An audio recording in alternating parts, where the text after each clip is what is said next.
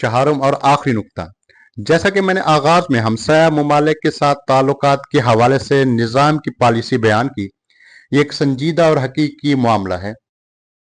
हमसायगी के अंसर के अलावा भी कई रूहानी अवामिल मौजूद हैं जो इन ताल्लुकात को मजबूत बनाते हैं, जिनमें सबसे अहम हमारा दीन इस्लाम से मुश्तरका ताल्लुक है। इसी तरह बाद ममालिक में मुकद्दस मकामात की मौजूदगी, दीगर में ईरानियों की रिहाइश और रोजगार, मुश्तरका नस्ल या जबान और मुश्तरका स्ट्रेटेजिक मफादात खुसूसन जुल्म के महाज के मुकाबले में शामिल हैं।